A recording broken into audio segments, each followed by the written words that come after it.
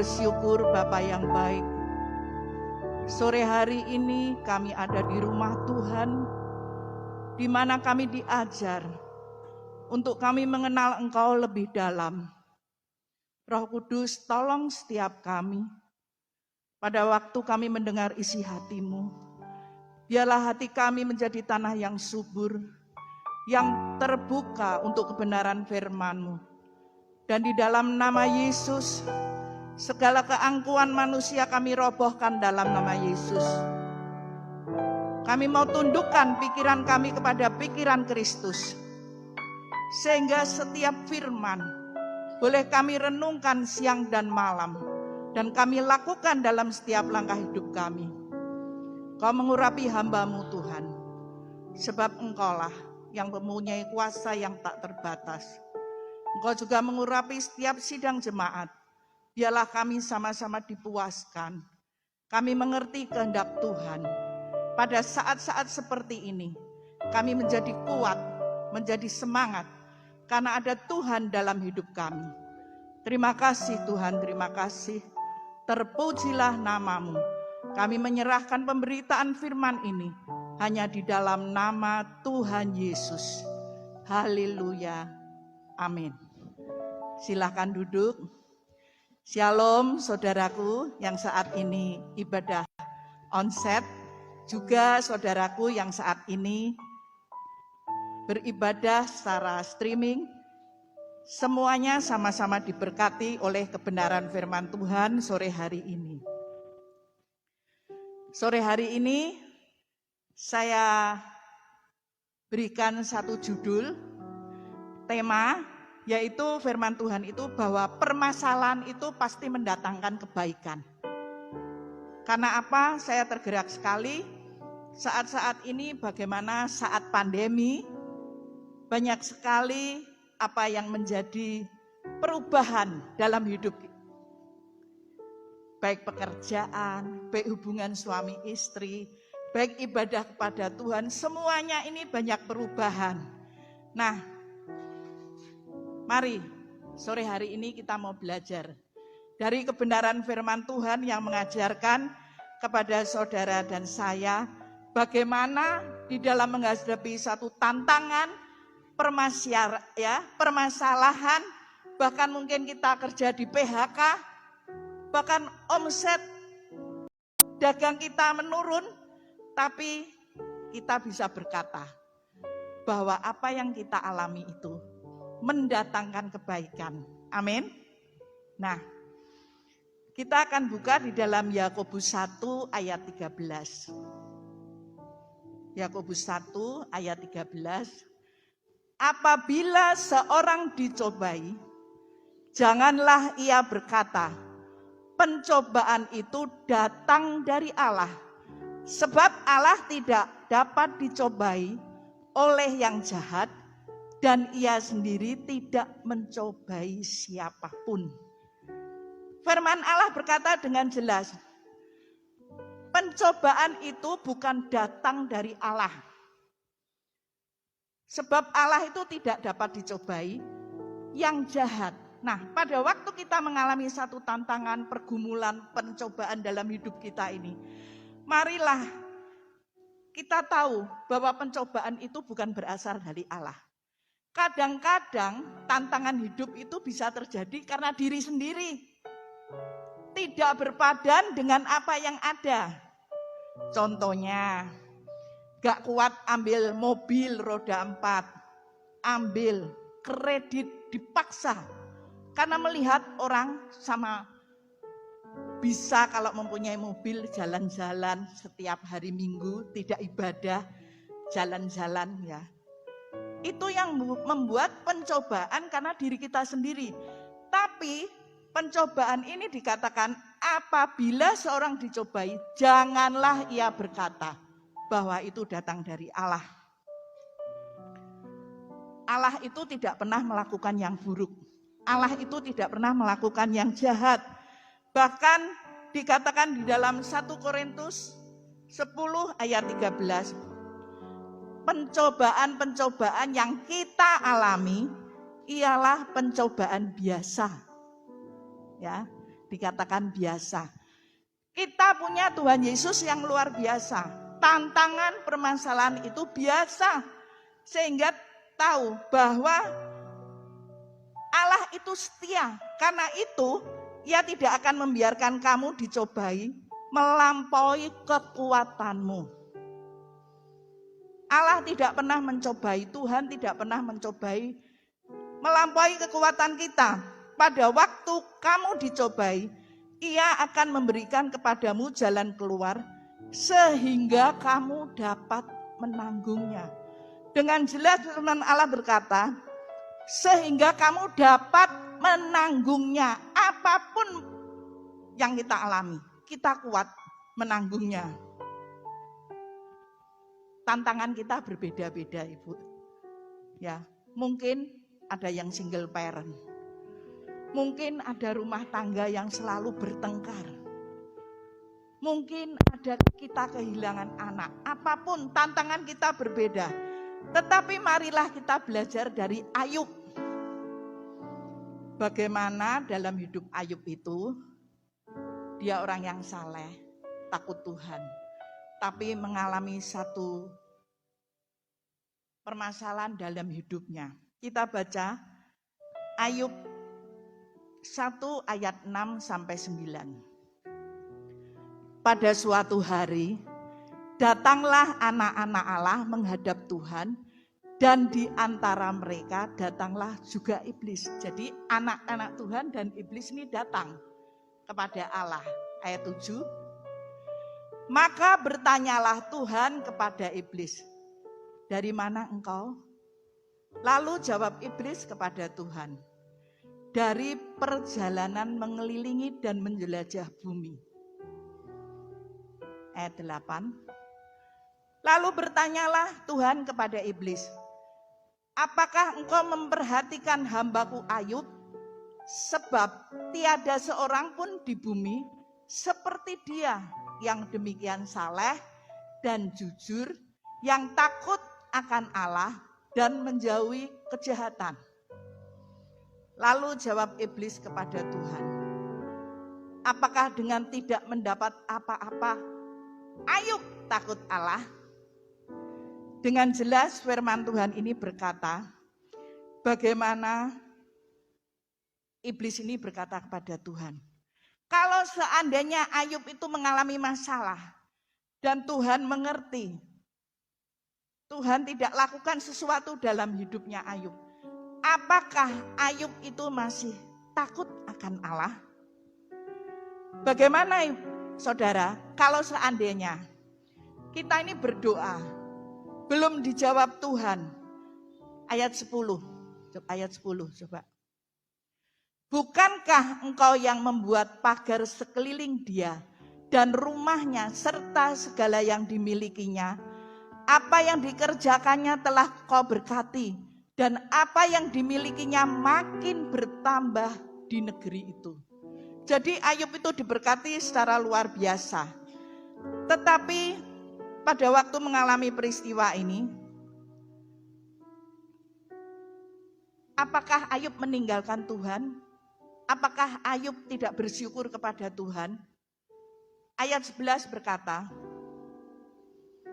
tetapi ulurkanlah tanganmu dan jamahlah segala yang dipunyainya. Ia pasti mengutuki engkau di hadapanmu. Ayat 12. Maka firman Tuhan kepada iblis, nah, segala yang dipunyainya ada dalam kuasamu. Hanya janganlah engkau mengulurkan tanganmu terhadap dirinya. Kemudian pergilah iblis dari hadapan Tuhan. Tuhan itu tidak akan membiarkan anak-anaknya dicobai. Kalau Tuhan izinkan, itu Tuhan ingin melihat. Pada waktu kita mengalami permasalahan, Tuhan itu hanya ingin melihat apakah hati nurani kita ini murni mengasihi Tuhan. Apakah sungguh-sungguh punya iman? Apakah kita ini sungguh-sungguh bisa bersyukur? Jadi Bapak Ibu yang dikasihi Tuhan, kita bisa melihat bahwa iblis itu memberikan pencobaan. Tapi kalau dari Tuhan, Tuhan itu tidak memberikan pencobaan, tapi mengizinkan satu ujian itu ada dalam hidup saudara dan saya. Maunya kita itu diberkati kayak Ayub. Ya, semuanya baik, ada pujian, tapi tidak mau ujian.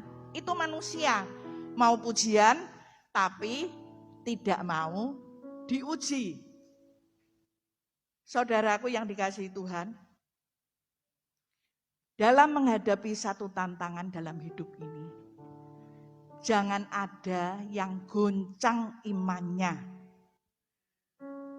Coba kita pikirkan, Ayub kehilangan anaknya, harta bendanya semua.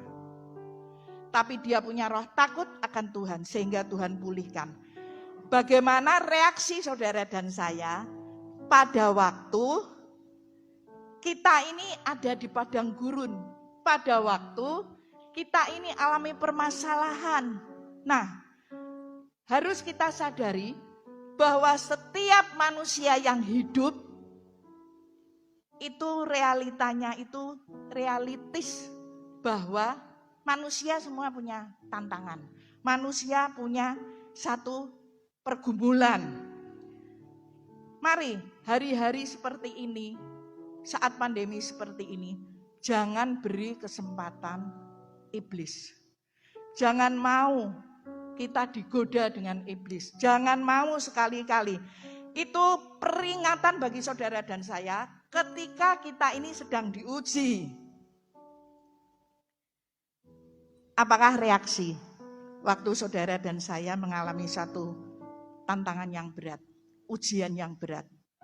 Coba mari kita pikirkan, apakah dalam seperti itu kita masih punya satu kerinduan, datang memuji, menyembah Tuhan, berdoa kepada Tuhan, ya.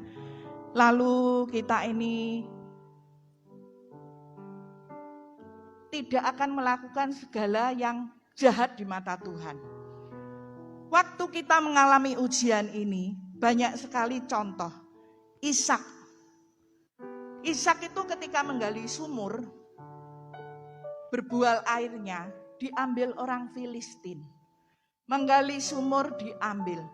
Tapi Ishak itu merelakan. Dia merelakan sehingga setiap sumur yang digali itu mengeluarkan air yang berbual-bual banyak. Dengan kata lain, Bapak Ibu yang dikasihi Tuhan, buat semua kehidupan kita, mari kita belajar apa yang kita punya. Mungkin kita lagi kongsi atau kita punya sahabat meminjamkan uang, ya. Tapi pada waktu itu kita nggak dibayar, melakukan sesuatu yang baik. Tapi ingatlah Bapak Ibu, bahwa penyertaan Tuhan itu tidak pernah berpindah. Ishak diberkati terus, membuat sumur diberkati, membuat sumur diberkati. Saudara dan saya pada waktu kita merelakan hati kita terus pada waktu kita mengalami ujian, Tuhan beri peringatan kepada kita. Ingatlah apa yang menjadi hak kita diambil orang. Bahwa Tuhan tidak pernah pindah penyertaannya buat saudara, berkatnya buat saudara. Sebab itu, mari di dalam hidup kita. 1 Korintus 10 ayat 6. Waktu kita alami ujian, kita lihat kebenaran firman Tuhan ini. Semuanya ini telah terjadi sebagai contoh bagi kita, untuk memperingatkan kita supaya jangan kita menginginkan hal-hal yang jahat seperti yang telah mereka perbuat. Pada pergumulan hidup kita ada ujian. Mari Bapak Ibu yang dikasihi Tuhan, jangan berbuat jahat. Saya kemarin dulu mendengar satu kesaksian teman kecil waktu sekolah SMP. Dia berkata begini, waktu saya masih sekolah SMP, saya berenang di Mantingan. Karena masih SMP anak-anak ya, celananya ditaruh di bangku, Karena zaman dulu nggak ada loker. Nah, dia mengerti dari jauh bahwa celananya itu uangnya diambil seseorang yang dia kenal. Dan itu orang percaya kepada Kristus. Bukan orang luar. Orang yang percaya kepada Kristus. Singkat cerita ditegur, kenapa uangku kamu ambil? Saya nggak ngambil. Padahal uang itu buat makan dia 1 bulan. Karena dia anak kos. Akhirnya dia merelakan, Bapak Ibu yang dikasihi Tuhan. Mari pada waktu kita menerima satu ujian, kita tetap jangan berbuat jahat. Karena ada kesempatan. Anak ini ada kesempatan untuk mencuri. Karena dia butuh untuk memuaskan dirinya sendiri. Kesempatan ada untuk berbuat jahat, jangan lakukan. Ayat yang ke-7, bagaimana waktu kita mengalami satu ujian, firman Tuhan berkata, dan supaya jangan kita menjadi penyembah-penyembah berhala, sama seperti beberapa orang dari mereka, seperti ada tertulis, maka duduklah bangsa itu untuk makan dan minum, kemudian bangunlah mereka dan bersukaria. Pada waktu kita mengalami satu ujian, janganlah kita lari kepada ilah-ilah lain. Seringkali kita melihat kalau pada waktu mengalami tekanan yang berat, kita akan mendengar banyak masukan ke telinga kita. Tapi satu hal firman ini mengingatkan, jangan lari kepada ilah-ilah lain. Dengan kata lain, berhala-berhala dalam hidup kita. Kita tetap punya waktu untuk doa. Kita punya tetap waktu untuk bersekutu dengan Tuhan. Kalau doa kita belum jawab Tuhan, saudara lari kemana? Semakin mendekat atau cari pertolongan lain? Pada waktu kita ada dalam hadirat Tuhan, itu ada jamahan. Ada jamahan dalam hati saudara. Ada satu firman itu keluar mengingatkan kepada kita. Siapa berhala kita? Hobi? Tidak doa? Tidak cari Tuhan? Hobi? Ataukah yang menjadi berhala kita apa? Saya tidak tahu. Baca firman sudah ogah-ogahan. Itu yang mengingatkan kepada kita firman Tuhan ini. Ayat 8. Janganlah kita melakukan percabulan seperti yang dilakukan oleh beberapa orang dari mereka, sehingga pada satu hari telah tewas 23.000 orang. Firman Allah dengan jelas berkata, janganlah kita melakukan percabulan. Saudara yang dikasihi Tuhan, kita harus tetap setia apa kata firman Tuhan. Jangan melakukan percabulan. Jadi kita harus menjaga hidup kita ini di dalam kekudusan. Nah khususnya ini ada anak-anak remaja ya. Kalau pacaran harus ingat.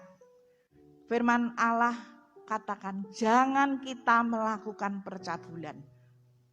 Pada waktu kita pacaran lupa melakukan percabulan, kita akan masuk rumah tangga yang tentu tidak akan bahagia. Itu pasti. Bukan tangan Tuhan kurang panjang mendengar doamu. Tapi karena dosa yang memisahkan, doa saudara tidak akan dijawab. Mari, saudaraku yang dikasihi Tuhan. Ayat 9 berkata, pada waktu kita mengalami ujian, jangan kita mencobai Tuhan seperti yang dilakukan oleh beberapa orang dari mereka sehingga mereka mati di pagut. Jangan mencobai Tuhan.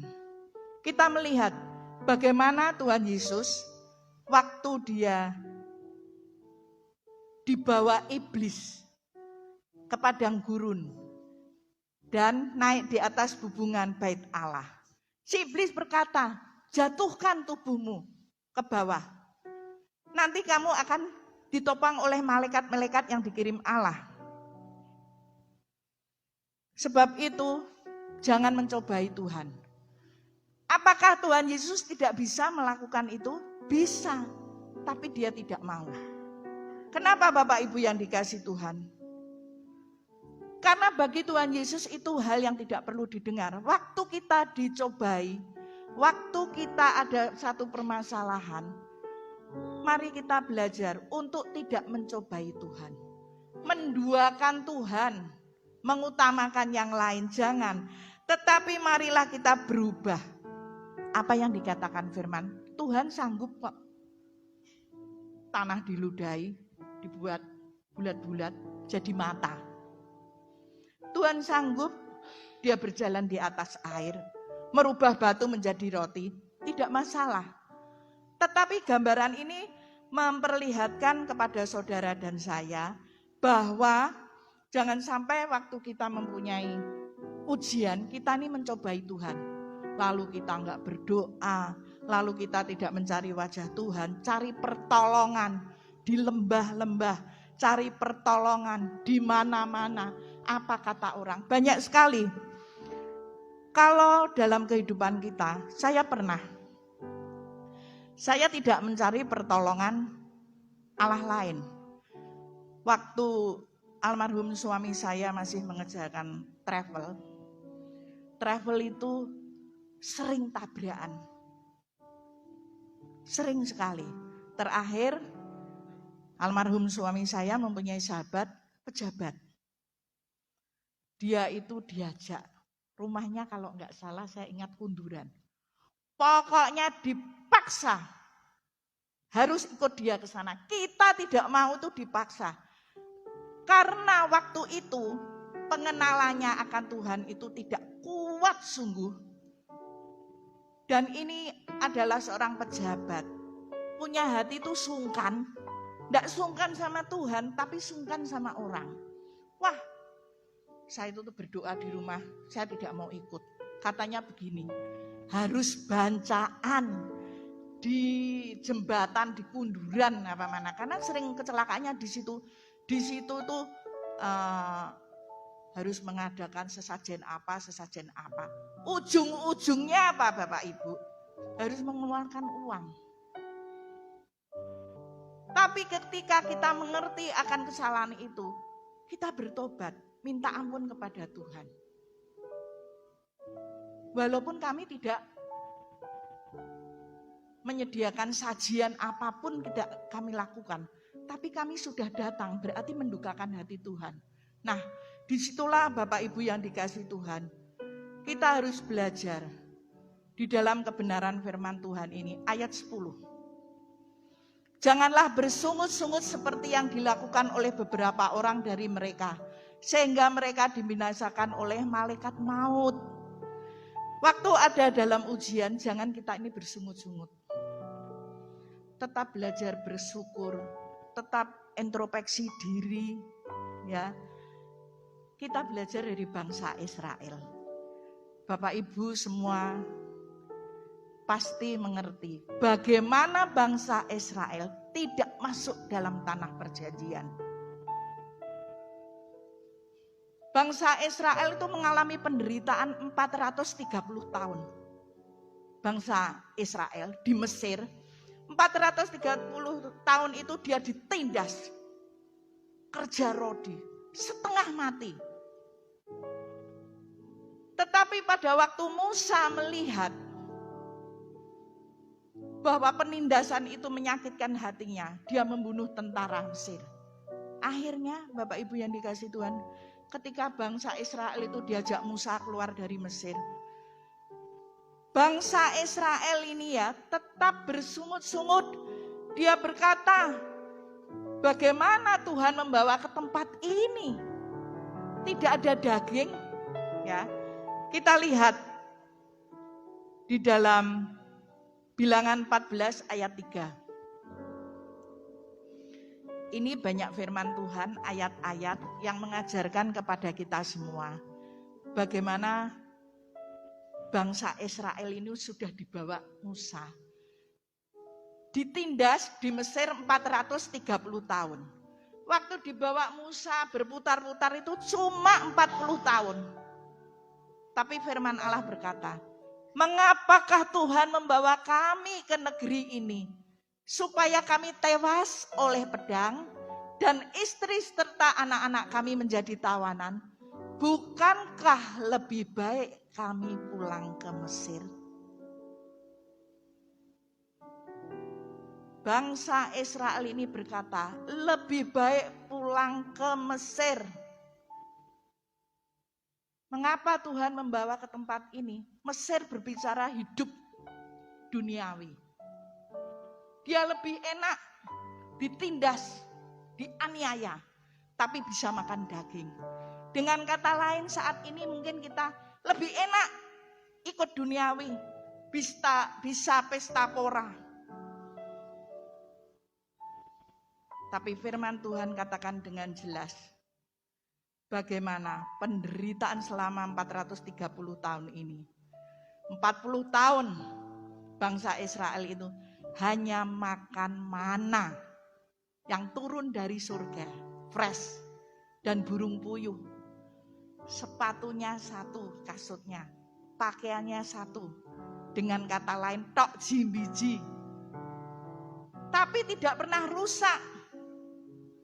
Karena Tuhan itu setia, maunya memberkati. Tetapi bangsa Israel ini, dia adalah bangsa yang tegar tengkuk. Jadi dia berkata, mengapa Tuhan membawa kami ke negeri ini? Apakah supaya kami ini tewas? Ayat 9. Bilangan 14 ayat 9. Hanya janganlah memberontak kepada Tuhan. Dan janganlah takut kepada bangsa negeri itu, sebab mereka akan kita telan habis. Yang melindungi mereka sudah meninggalkan mereka, sedang Tuhan menyertai kita. Janganlah takut kepada mereka. Musa memperingatkan, tetapi terus dia itu seperti itu, tegar tengkuk. Nah, kenapa Tuhan izinkan kita mengalami satu ujian pencobaan? Supaya merendahkan hati kita. Kita tidak sombong. Supaya kita tetap mengandalkan Tuhan.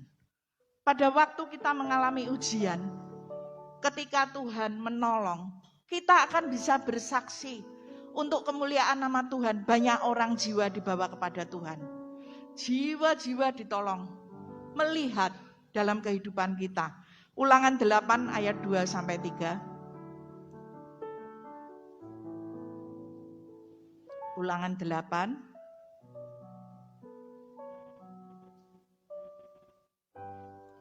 Ingatlah kepada seluruh perjalanan yang kau lakukan atas kehendak Tuhan Allahmu.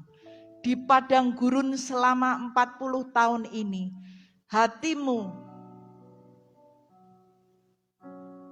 40 tahun ini dengan maksud merendahkan hatimu dan mencobai engkau untuk mengetahui apa yang ada dalam hatimu, yakni apakah engkau berpegang pada perintahnya atau tidak.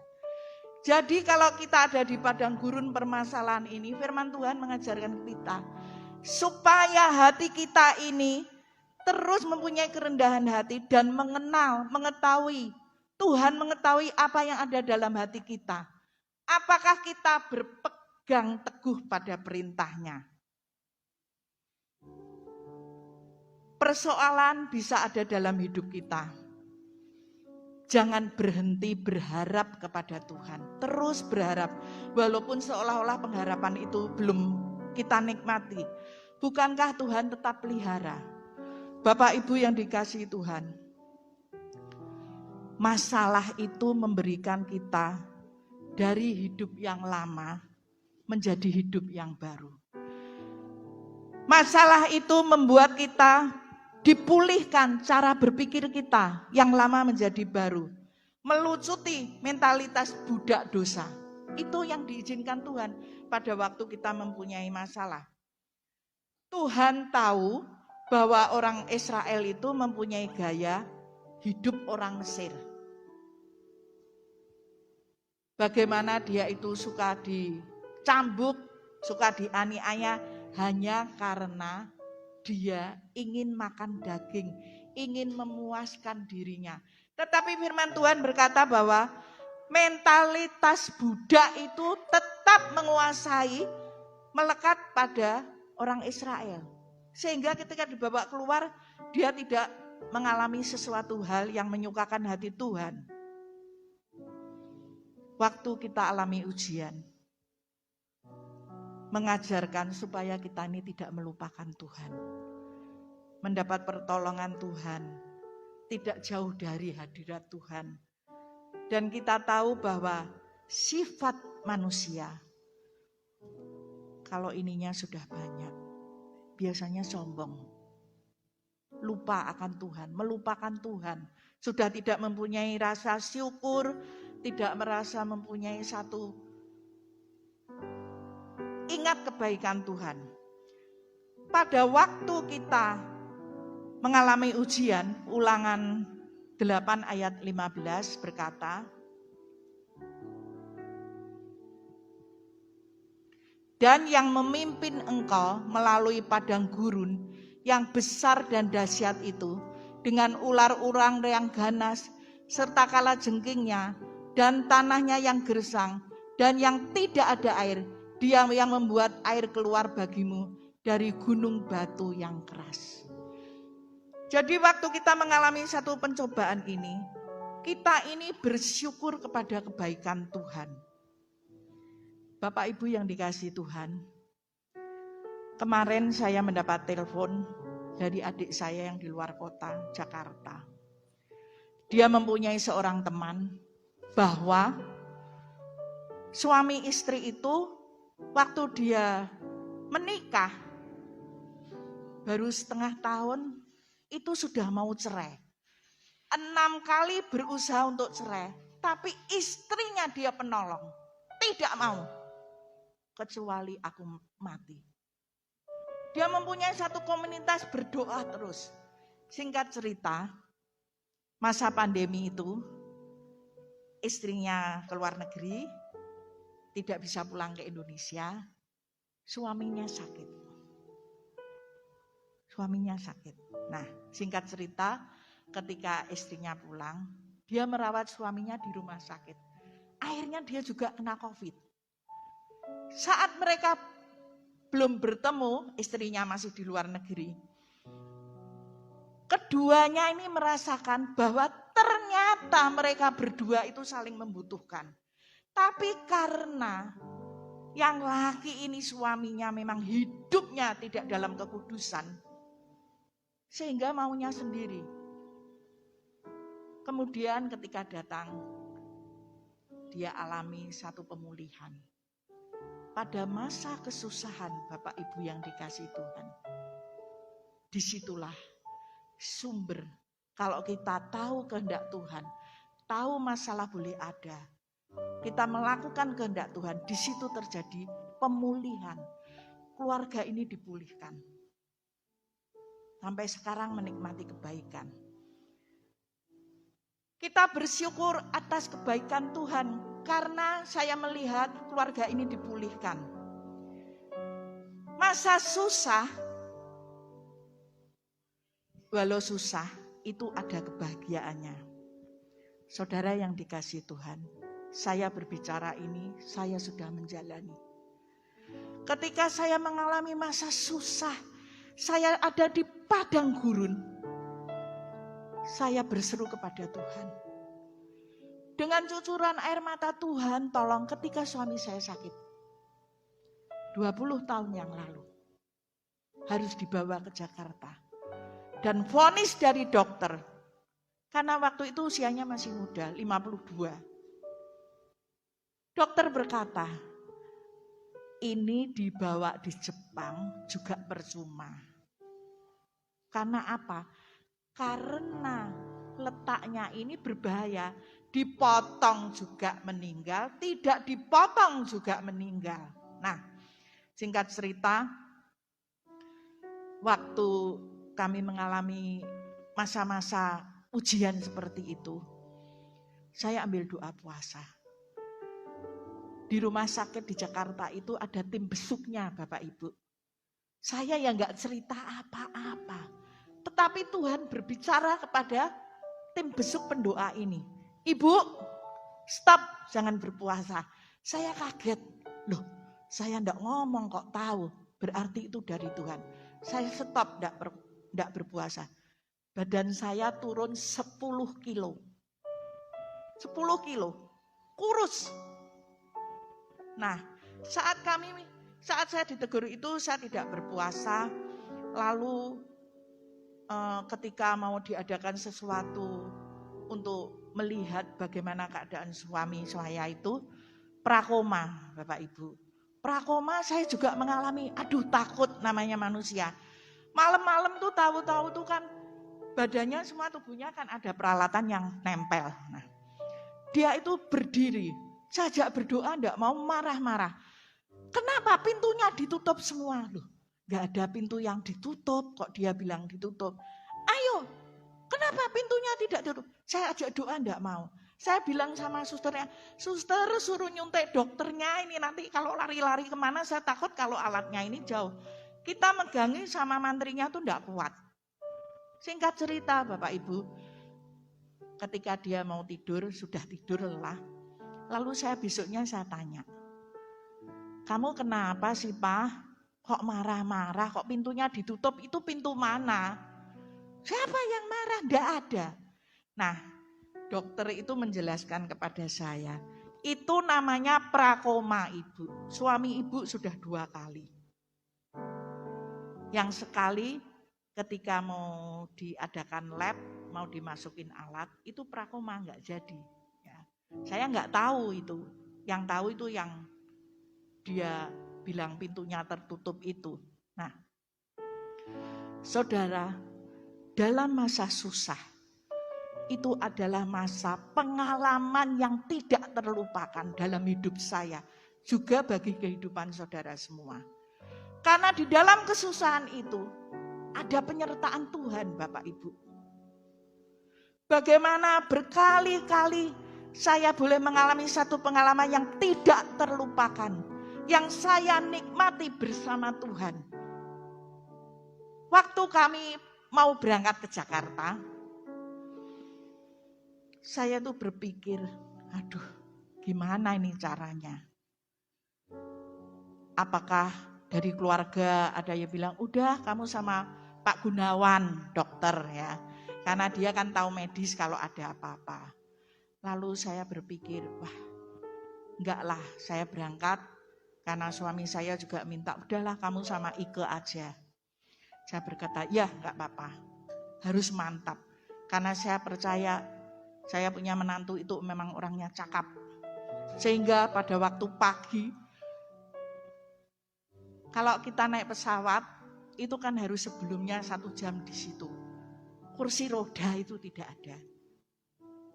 Jadi, mau keluar ini gimana jamnya sudah. Nanti kalau terlambat kita ketinggalan. Ingat Bapak Ibu, yang menggendong suami saya itu Pak Jemi. Jemi Philip, suaminya Bu Elizabeth. Dia yang menggendong. Saya tidak akan lupa.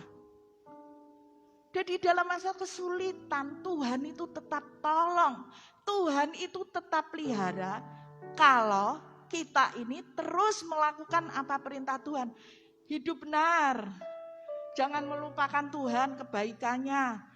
Apapun yang firman katakan, seingat saudara, Roh Kudus yang ingatkan. Mari kita belajar untuk melakukan. Kemustahilan itu tidak terlupakan buat hidup saya. Saya berangkat ke Jakarta 20 tahun yang lalu, hanya membawa uang 3 juta. Saya berkata kepada Ike, nanti kalau uangnya kurang untuk biaya rumah sakit, mobil travel jual 1. Kamu ke Crown Motor, langganannya papi. Bilang kalau papi po sakit, pokok dikasih uang berapa terima. Itu pemikiran saya. Karena pengharapan saya letakkan kepada Tuhan, tidak kepada manusia. Singkat cerita, Bapak Ibu yang dikasih Tuhan, ketika Pak Jemi itu menggendong suami saya ngikut. Ike sudah ke airport. Dia minta disiapkan kursi roda, Jakarta juga disiapkan. Saudara yang dikasih Tuhan, apa yang dilakukan Tuhan dalam hidupku? Ketika saya mau berangkat, saudara sepupu saya itu memberikan satu amplop kepada saya dan berkata, "Cik, ini buat perjalanan ke Jakarta." Saya menangis, Bapak Ibu. Kalau saya bercerita kemana-mana ke keluarga, saya nggak punya uang, mungkin saya dibantu, saya nggak kaget. Saya tidak pernah cerita. Kemudian ada seorang hamba Tuhan yang mengasihi amplop saya. Dan dia berkata, "Cik, jangan takut. Ini 5 roti dan 2 ikan. Tidak banyak, 5 roti dan 2 ikan. Tapi nanti akan sisa 12 keranjang." Saya berkata, "Amin, amin." Sampai suami saya meninggal, tidak satu pun mobil yang saya jual. Semua Tuhan turut campur tangan. Apa yang tidak pernah saya pikirkan, yang tidak pernah saya lihat, itu yang Tuhan kerjakan. Teman-teman dari Jakarta, teman adik-adik saya, ponakan saya, semua saya ini diberkati. Orang memberi itu anugerah Tuhan. Tidak semua orang tergerak. Tapi saya hanya berkata kepada Tuhan, "Tuhan tolong. Jangan sampai saya memalukan Tuhan. Jangan sampai saya memalukan Tuhan."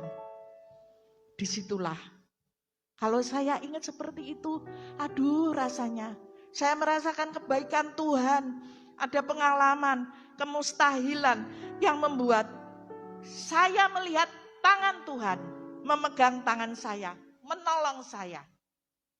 Kalau Tuhan yang jadi penolong, tidak ada yang salah. Tidak ada yang kurang. Sesulit apapun, jangan tinggalkan Tuhan. Karena setiap kita masih hidup, pasti ada masalah. Mari Bapak Ibu, kita mempersiapkan hati kita. Kita mau selidiki hati kita. Apakah pada waktu kita mendengar firman Tuhan, ada yang menegur? Mari kita mau merenungkan, ngambil saat teduh.